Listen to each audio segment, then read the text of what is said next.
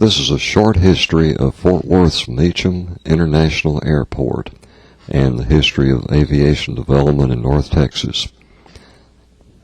Commercial aviation developed across the United States during the 1920s. During this time, cities and towns competed for places on the new airmail routes because of the advantage of airmail and passenger service to local prosperity. This competition was a new requirement for most, but in North Texas it was business as usual as Fort Worth and Dallas continued a protracted feud that began during the 1800s. An early example of the intense competition between Dallas and Fort Worth is this map, printed on July the 5th, 1886 by the Dallas News in promotion of the region's rail network. You notice that all activity appears to be centered on Dallas. 2 weeks later, the Fort Worth Gazette set the record straight with a revised map. On Saturday, July 4th, 1925, Fort Worth Mayor H.C. Meacham announced during the annual Defense Day celebration the final signing by the City Council on Friday, July the 3rd, of a lease on Decatur Road of 100 acres of land to be used as the city's new municipal airport. This airport, located 1/2 mile from the city's dirigible mooring mast and called Muni by local citizens, would replace Fort Worth's first municipal airport that was located at a former World War I aviation cadet training school at Barron Field near Everman. The origins of Meacham Field and civil aviation in Fort Worth can be definitively traced to World War I. After the federal government entered into an agreement in 1917 with Great Britain to build and equip aviation bases in and around Fort Worth to train Canadian and American aviators for the war effort, 3 fully equipped aviation bases were constructed on land provided by local citizens through the efforts of the Fort Worth Chamber of Commerce, led by Ben E. Keith, its president, and Louis J. Wortham, a director.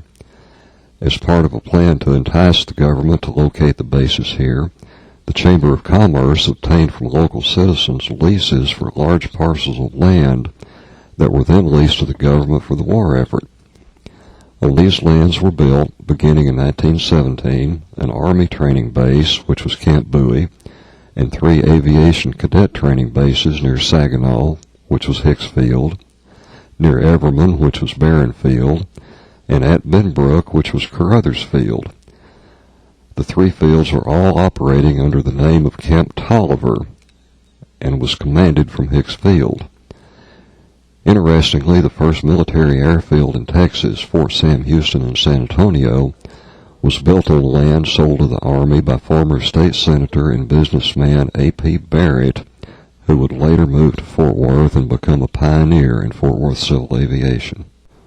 When news broke of the government's decision to locate the training bases in Fort Worth, Dallas leaders mounted a very aggressive campaign to convince the government to also build a training camp at Dallas.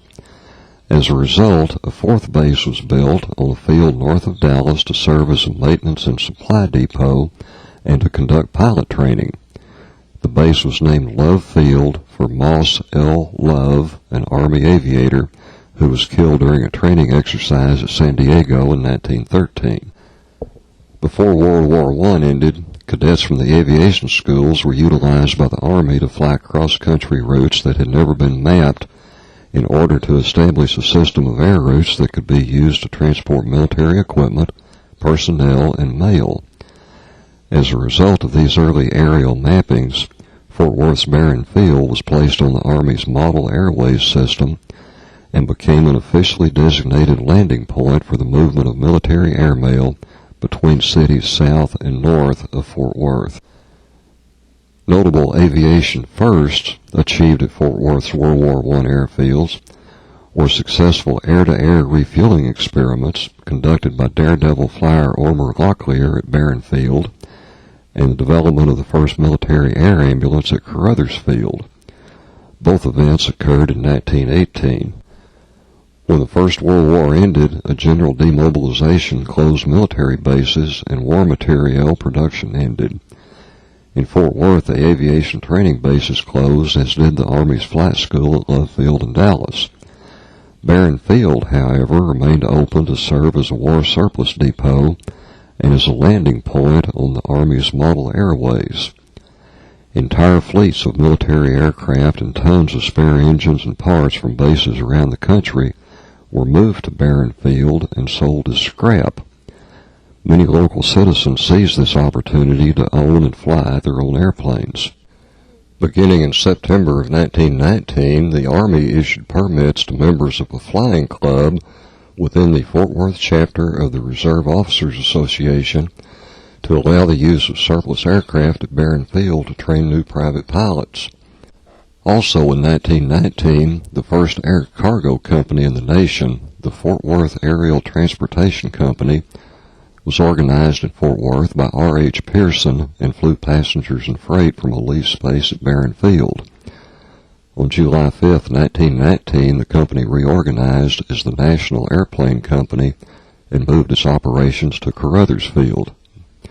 The company closed in early 1920.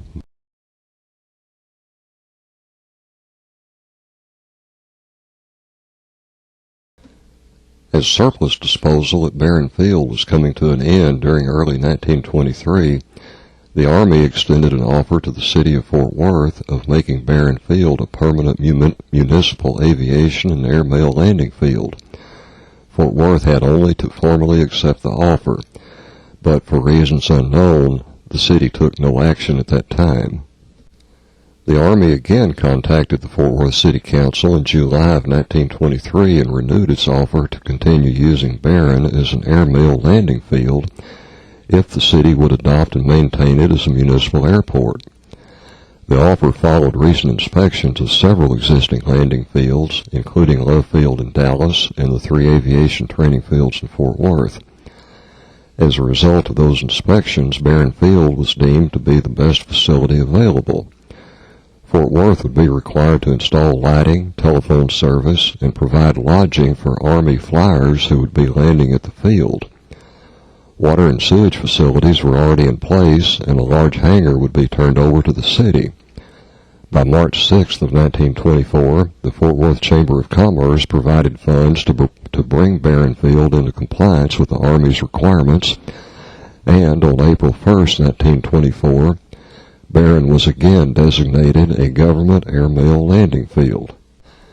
As airmail became available to business, industry, and political entities, the value of the competitive advantage created by fast delivery of mail by air over those who still relied on train or truck delivery soon became apparent.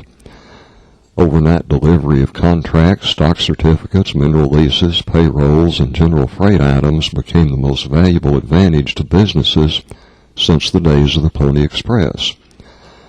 Local Fort Worth business leaders soon began pressuring the city council to formally accept Barron Field from the Army. After considerable delay, the council responded, and on May 17, 1924, Barron Field became Fort Worth's first municipal airport. On Thursday, July 17, 1924, the first government airmail carrying airplane landed at Fort Worth's Barron Field en route from St. Louis to San Antonio. The flight, which was a practice exercise for the first official airmail landing at Barron 1 week later, was piloted by Lieutenant D.B. Phillips, who was accompanied by M.A. Walliver of Muskogee, Oklahoma. Cities clamored to be placed on government airmail routes because of new industries that local airmail centers could attract. With the establishment of Barron Field as an airmail center, Dallas leaders began intense efforts to move the airmail route to Dallas. The Fort Worth-Dallas Airport Wars began at this time and would not end until DFW Airport opened in 1974. Fort Worth's utilization of Barron Field began slowly and ended quickly due to several factors. City services at the time were focused on fast-growing areas to the west of downtown and to the stockyards area to the north that had been annexed in 1923. Street, water, and sewage projects to these areas required immediate attention, and Barron Field became neglected by the city. Additionally, airmail patrons had to deliver and receive their items at Barron Field, requiring for most a 20-mile round trip to the remote field. Airmail traffic never grew enough to support the expenses of operating the airfield. Less than 1 year after Fort Worth accepted Barron Field as its municipal airport, the Army abandoned the airfield, citing lack of city-provided facilities, and released its lease on the property back to the Fort Worth Chamber of Commerce.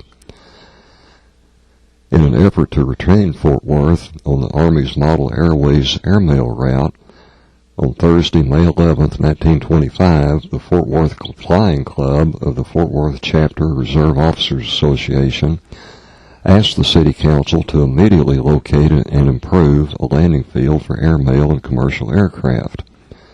Prior to the council meeting, the Flying Club had persuaded the Army, pending the City Council's decision, to leave airport equipment removed from Barron Field in Fort Worth instead of shipping it to Love Field in Dallas for storage, and had also secured an option to lease 100 acres of land on Decatur Road near the dirigible mooring mast to be used as a municipal airport. The land was owned by T.B. White of Keller, Texas. Yielding to intense local pressure, the City Council agreed to accept the lease and to prepare necessary documents to establish the new airport. By Friday, June 26, 1925, Major H.C. Burwell, Airways Officer of the 8th Corps area, had approved the proposed flying field and pledged to again place Fort Worth on the Model Airways system once the city dug a well and built a cottage for a government caretaker on the site. Fort Worth Mayor H.C. Meacham pledged $1,200 of his personal money to build a caretaker's cottage at the field, and the City Council continued working on the required legal documents for final adoption upon the return of the city attorney, who was out of town until Friday, July the 3rd. Following the July 3, 1925 signing, Mayor Henry Clay Meacham officially announced the opening of Fort Worth Municipal Airport during the city's annual July 4th Defense Day celebration. The caretaker who was assigned to the airport was William B. Fuller. Mr. Fuller remained with the airport through most of its history and became the city's longest-serving aviation director. Mr. Fuller would later design a new terminal building for the municipal airport and would incorporate in it many features that are still in general use today. He became airport director of Greater Southwest International Airport before retiring to become mayor of Euless. During his life, he amassed a huge collection of Fort Worth aviation historical artifacts and bequeathed the collection to the University of Texas at Austin, where the items languished until they were moved to the Aviation Special Collections Department at UT Dallas in the McDermott Library. The Airmail Act of 2 February 1925 marked the beginning of commercial interstate airmail operations. The Act authorized the Postmaster General to contract for interstate airmail service with commercial air carriers. Receiving Contract Airmail Route Number 3 was National Air Transport of Chicago that was contracted to fly mail between Chicago and an as-yet unspecified location midway between Fort Worth and Dallas. Fort Worth continued making improvements to its new municipal airport during this time, and on 8 October 1925, Mayor H.C. Meacham announced that the city would make its case to the Post Office Department for locating the airmail terminus at Fort Worth due to the long-established Fort Worth headquarters of the 11th District Railway Mail Service.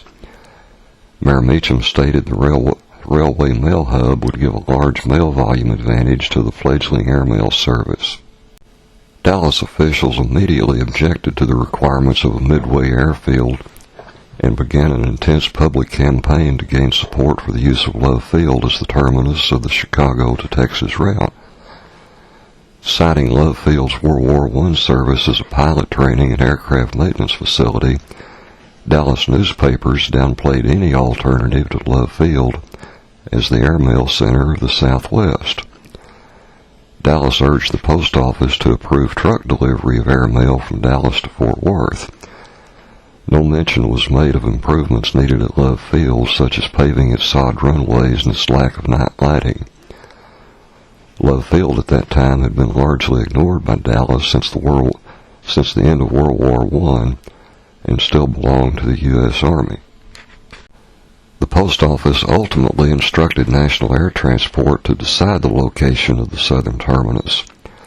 Because of the established ground mail distribution afforded by the 11th District Railway Mail Service, NAT chose to make Fort Worth the terminus of southbound flights from Chicago, and for Dallas to be the origin of northbound flights to Chicago. It was NAT's sound business practices that resolved this dispute. In April 1926, Mayor H.C. Meacham was selected to lead a Chamber of Commerce committee to plan a special celebration for the christening of a National Air Transport airplane as Miss Fort Worth at the Municipal Airport on May 8, 1926. Seth William Barwise, Jr., a Fort Worth attorney and aviation advisor to the Fort Worth City Council, was appointed vice chairman by the mayor. The National Air Transport Company flew a Curtiss Carrier Pigeon airplane to both Fort Worth and Dallas ahead of the scheduled airmail flights. The cities christened their airplanes Miss Fort Worth and Miss Dallas on May 8, 1926, in advance of the scheduled airmail flights. North Texas' first airmail flights departed from Fort Worth and Dallas on July 12, 1926.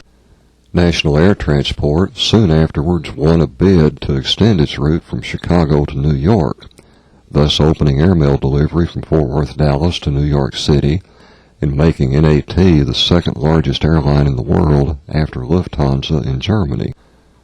The public's usage of airmail was at first very active, but soon dropped to a level that would not sustain profitability for NAT.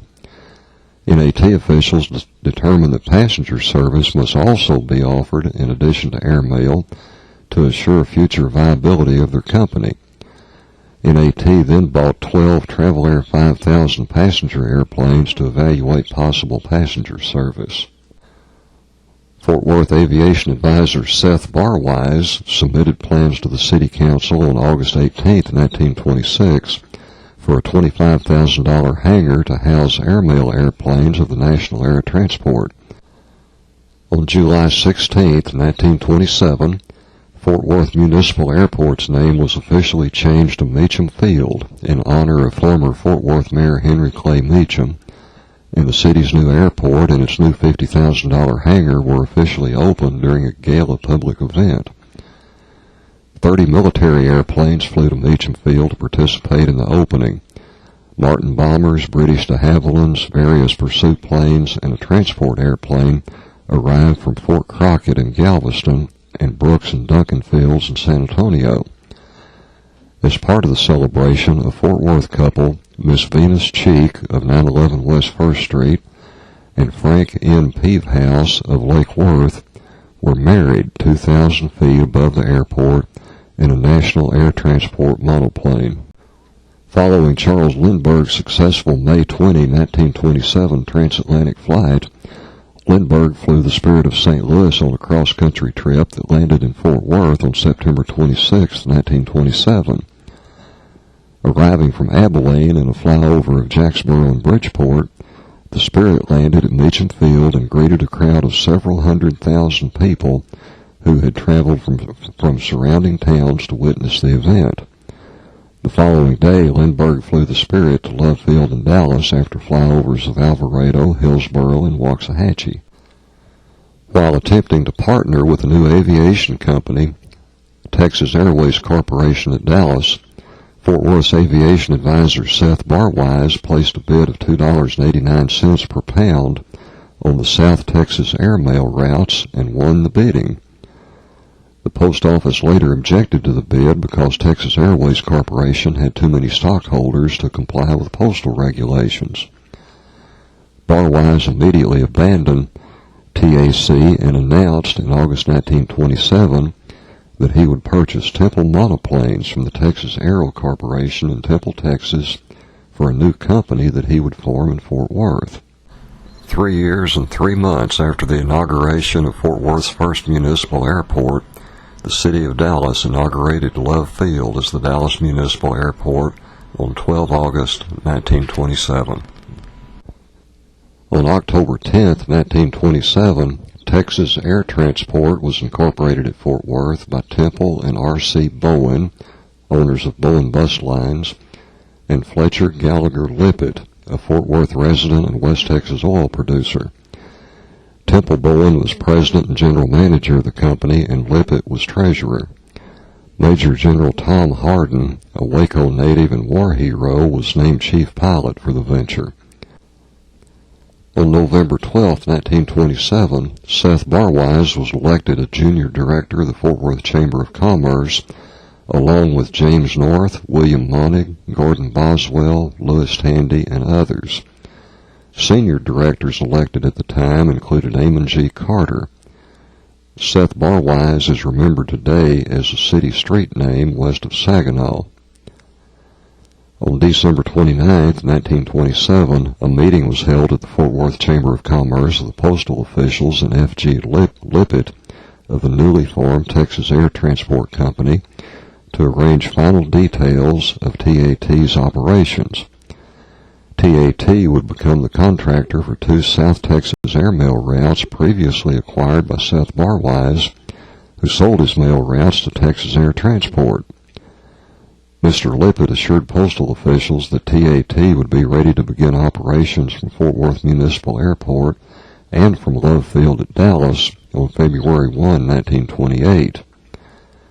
By 17 February 1928, TAT had extended its routes to Laredo and was preparing to deliver airmail from New York, Chicago, Houston, Galveston, and San Antonio to Mexico at Nuevo Laredo. Major General Tom Hardin was named Vice President and Operations Manager of TAT. By September 1928, Texas Air Transport became the third U.S. airline to deliver mail to a foreign country when its route from Fort Worth to Laredo began operations. On October 30, 1928, Alva Pearl Barrett, a Fort Worth businessman, bought controlling interest in Texas Air Transport.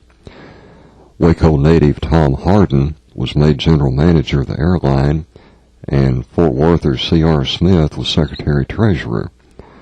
The new board of directors was Alva Barrett, Seth Barwise, C.R. Smith, all of Fort Worth, and John Hancock and Alva Barrett's brother Thurman Barrett, both of San Antonio. Solomon Evans, a former Star-Telegram writer and close personal friend of Amon Carter, soon became vice president of Texas Air Transport. In February of 1929, Alva Barrett incorporated Southern Air Transport in Fort Worth as a holding company for the purpose of acquiring numerous independent aviation companies by merging his Gulf Airlines, Texas Air Transport Flying Service, Airports Engineering and Construction Company, and Dixie Motor Coach Bus Lines. SAT's headquarters was in Fort Worth and operated from terminals in both Fort Worth and Dallas. C.R. Smith of Fort Worth was named vice president and treasurer of SAT, and Major General Tom Hardin became a vice president and general manager of both Texas Air Transport and Southern Air Transport. Solomon Evans was named public relations director, and Amon G. Carter invested heavily in Southern Air Transport, becoming a major stockholder. On October the 8th, 1928, the Navy dirigible Los Angeles stopped at Fort Worth during a cross-country flight and moored at the Navy's helium extraction plant's mooring mast 1 mile from Meacham Airport. Although not directly involved with airship's operations, Meacham Field provided parking for many of the 50,000 people who trekked to Fort Worth to see the Los Angeles. Alva Barrett, who had recently organized Dixie Motor Coach Bus Lines, in November of 1928 bought radio station KFQB and renamed it Texas Air Transport Radio and changed its call letters to KTAT. Barrett's goal was to promote his airline by selling the air through the air. The AM radio station played country and western music from its office in Birdville until 1938, when KTAT merged with Tarrant Broadcasting Company and became KFJZ Radio. While expecting a rapid increase in air traffic at Fort Worth to overwhelm Meacham Field, Alva Barrett established an auxiliary landing site at Fort Worth's Rivercrest Country Club on an estate that he bought from W.T. Wagoner. Braniff Airlines inaugurated services at Fort Worth and Dallas in April of 1929. In May of 1929, Alva Barrett sold TAT and SAT to the Aviation Corporation, known as Avco, which was a New York-based holding company formed to acquire young aviation firms, bus lines, radio stations, and airport construction companies. As a result of this sale, Alva Barrett became a vice president of Avco, and Amon Carter became an Avco director at that time. On May 26, 1929, Reginald L. Robbins and James Kelly set a new flight endurance record at Meacham Field. By refueling in mid-air, they stayed aloft for 172 hours and 32 minutes, beating by a day a previous record set on June 27, 1923 in San Diego.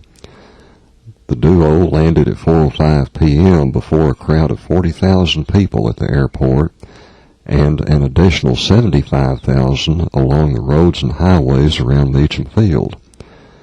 This was Fort Worth's first aerial refueling since Ormer Locklear's experiments in 1918 at Barron Field. During July of 1929, the Curtiss Wright Flying Service of New York announced plans to build one of 25 airports at Dalworth, just east of Hensley Field in Grand Prairie. Dallas officials, sensing an opportunity to move Fort Worth's airmail service to Dallas County, made an offer to the Fort Worth City Council whereby Dallas would abandon Love Field as an airmail field if Fort Worth would do the same at Meacham Field and join with Dallas at the Dalworth location to create a central airmail base.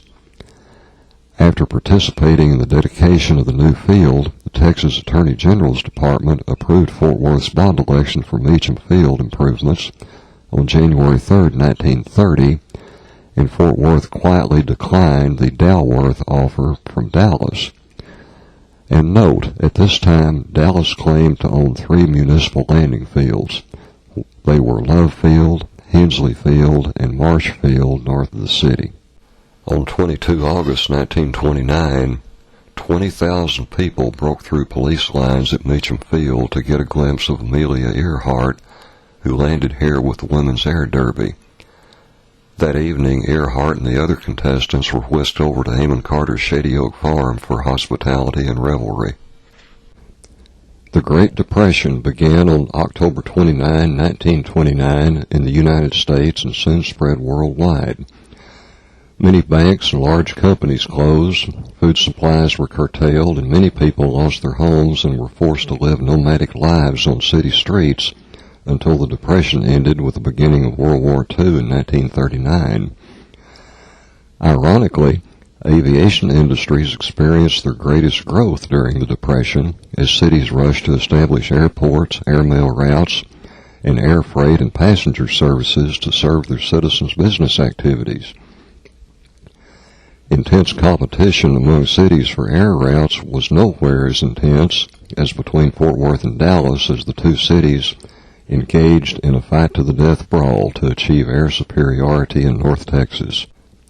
On January 25, 1930, the Aviation Corporation, Avco, at New York City purchased Interstate Airlines Incorporated and merged it with 3 of Avco's aviation holding companies, the Universal Aviation Corporation, Colonial Airways, Inc., and Alva Barrett's Southern Air Transport at Fort Worth, and consolidated them into American Airways Incorporated. SAT, TAT, GAL, and Dixie Motor Coach bus lines were among approximately 80 transportation companies that became operating subsidiaries of American Airways at that time. During March of 1930, the Weather Bureau established a permanent station at Meacham Field. During July, Alva Pearl Barrett moved SAT's headquarters from Meacham Field to Love Field at Dallas, with Fort Worth native C.R. Smith as its president. On October 14, 1930, American Airways inaugurated a new southern transcontinental airmail service from Atlanta to Los Angeles that included Fort Worth's Meacham Field and Dallas Love Field on its route. Ongoing improvements at Meacham Field made the Fort Worth connection possible. By the end of 1930, Meacham Field's runways were paved and flush-type lighting was installed as part of Fort Worth's goal of transforming its airport into the aviation center of the Southwest. At this time, most airports on the southern transcontinental route offered only sod landing fields. Dallas had not substantially improved Love Field's infrastructure since the end of World War I. On February 1, 1931, air passenger service began at Meacham Field by the National Air Transport Company flying Fokker trimotor airplanes.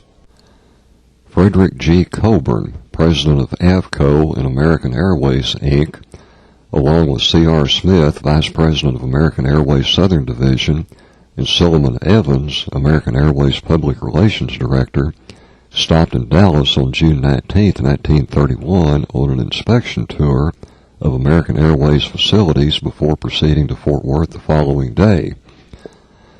While meeting with Dallas officials, Coburn was assured that Love Field would complete all government-mandated lighting, drainage, and runway requirements by the end of the year, thanks to the recent bond election. Coburn warned Dallas officials that even with the planned improvements completed, Love Field would not qualify for U.S. Department of Commerce's ATA airport rating until it was widened sufficiently to land aircraft from any direction. Coburn also explained that American Airways' parent company, Avco, owned several aircraft manufacturing companies that were set to release new and much heavier transport airplanes within a month that would require modern concrete runways. Despite these warnings, work on Love Field's improvements did not begin until November of 1931, when bond money became available. Dallas had not planned for the purchase of additional land when the bond proposal was drafted, and part of that bond money had already been reallocated to property condemnations near the airport.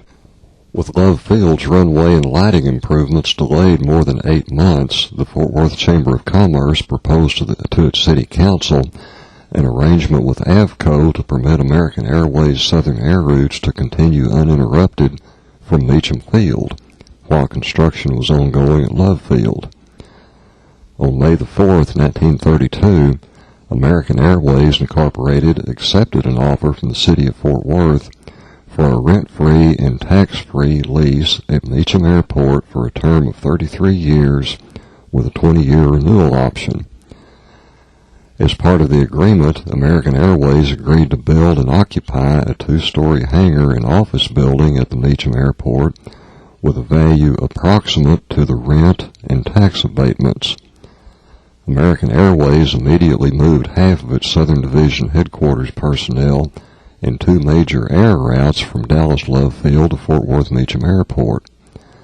American Airways continued operating 4 air routes, its publicity office, and maintenance facilities at Dallas Love Field. First reports of the Fort Worth American Airways agreement to reach Dallas erroneously stated that American Airways was moving its entire headquarters operation to Fort Worth. Dallas politicians and newspapers quickly condemned the action and accused Fort Worth, specifically Amon G. Carter, of raiding its airport's assets through political connections and unfair business tactics. Dallas newspapers printed editorials accusing Fort Worth of applying the tax exemption evil in its dealings with American Airways, while expressing its own moralistic ban on similar tactics. Letters were written to elected officials claiming political favoritism to Fort Worth and Amon Carter. Dallas's fears of Carter's political influence were well-founded. By 1930, Carter was an internationally famous man, and his activities were reported daily in newspapers, magazines, on radio, and in movie news reports around the world. Everyone knew of Amon G. Carter. The attacks continued until Love Field's improvements were completed and the airport qualified for the DOC ATA rating. AA's office personnel then began moving back to Dallas. This relocation of AA personnel lasted only a few days until 21 June 1932, when AA's new president, Lester D. Seymour, announced that all American Airways executive, operating, and maintenance personnel would immediately move from Love Field to Meacham Field. AVCO then moved American Airways Southern Division headquarters, with Fort Worth native C.R. Smith as its president, from Chicago to Meacham Field on 10 January 1933. Carter was deeply involved with national politics, and he knew many famous persons of his time and was on a first-name basis with many of them. Kings, queens, many heads of state, government officials, industrialists, movie stars, and other prominent people were often guests at Carter's Shady Oak Farm, where Carter would entertain them with lavish Western-themed parties. Dignitaries from all parts of the world dressed in Western garb for these events to get a taste of Carter's legendary Where the West Begins world. Carter skillfully played his notoriety during these events to boost her investments in Fort Worth and readership of his newspaper. On April 23, 1933, American Airways awarded a contract to Thomas S. Byron Incorporated, a Fort Worth builder, for a $150,000, 135 by 200 square foot, two-story hangar and attached 25 by 142 square foot office building. The building was designed by A. Epstein, a Chicago-based structural engineer. On 18 October 1933, American Airways dedicated its new hangar and office building at Meacham Field to Amon Carter. A plaque from American Airways honoring Mr. Carter was affixed to the hangar. Several thousand persons attended the hangar dedication at Meacham Field, including Vice President John Nance Garner, Postmaster General James Farley, Assistant Postmaster Solomon Evans, Texas Governor and former Governor of Ferguson, Paul Ferguson, Senator Tom Connolly, Congressman Fritz Lanham, Lieutenant Colonel Frank M. Hawks of Houston, Senator Morris Shepherd, Jesse H. Jones, and comedian Will Rogers. Also attending were the Assistant Secretary of the Treasury, postal officials, Director of the U.S. Department of Commerce Division of Aeronautics, Assistant Secretary of the Interior, and the Executive Secretary of the Democratic National Committee. That evening, Amon Carter hosted a chicken dinner for the guests at his Shady Oak Farm. Dallas newspapers ignored this event.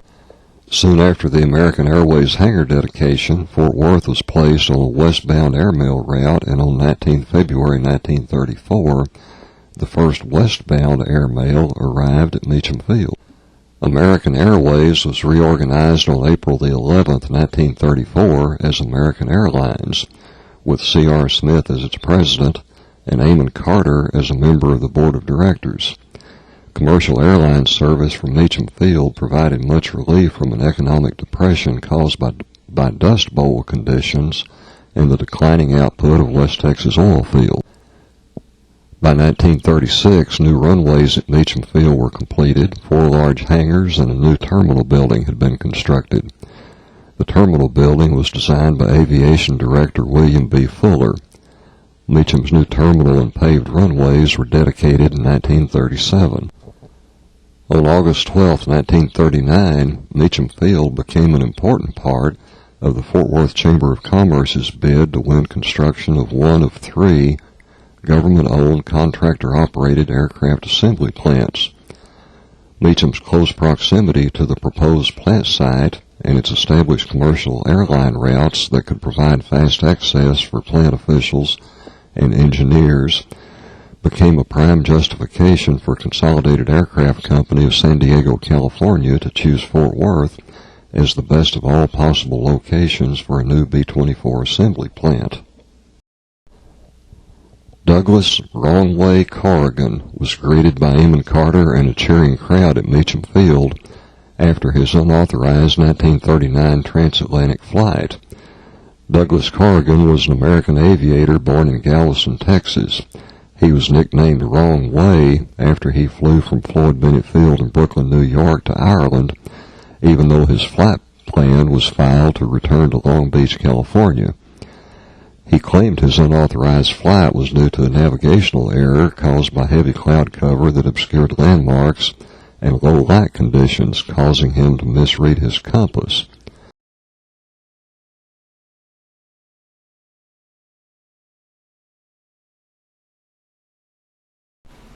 Meacham Airport has hosted numerous community events during its existence. Here we see a 1939 car race and an air show that was held at Meacham Field.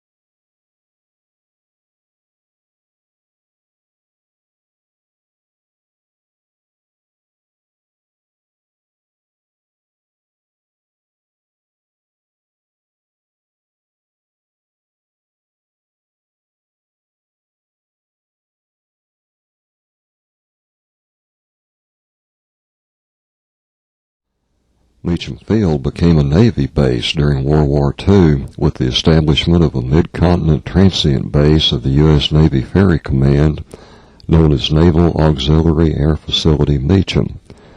This facility was responsible for ferrying new aircraft to European combat zones.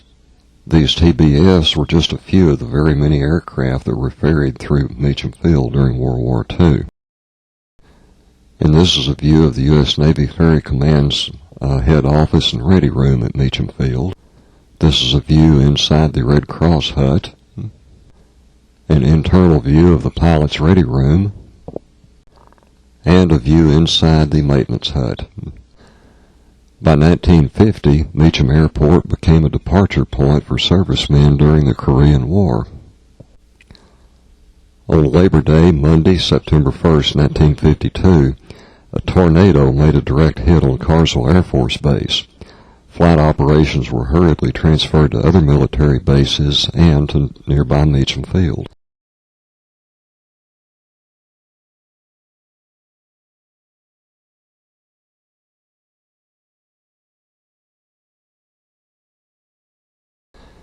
In 1953, scheduled airline service at Meacham Field was relocated to Greater Southwest International Airport, Amon Carter Field. Meacham Field then developed into the world's leading airports for general and corporate aviation and flight training activities. With this change, the focus of the Fort Worth-Dallas feud moved to Amon Carter Field. For several decades, the Fort Worth-Dallas feud was promoted and stoked by two local newspapers, the Dallas News and the Fort Worth Star-Telegram, which resulted in intense distrust between the two cities. The feud and the internecine sniping by both sides slowly faded away after the CAA mandated that both Love Field and Greater Southwest Airport be closed and a new airport built to serve both cities. But the feud smoldered well into the 1990s after Dallas reneged on closing Love Field. Paradoxically, the feud also resulted in amazing growth of North Texas due to intense civic boosterism, one-upmanship, and unbridled competition that were the driving forces of the feud. The phenomenal growth of North Texas would possibly have not happened at such a rapid rate if not for the feud. Two examples of that growth are the multi-billion-dollar semiconductor and avionics industries at Dallas that began to provide products for Air Force Plant 4 at Fort Worth. And the winner of that feud? Obviously, everyone living in North Texas today. But old habits die slowly, as evidenced by this image of a photo caption of a love-filled photograph hanging at the Old Red Courthouse Museum in Dallas in June of 2011.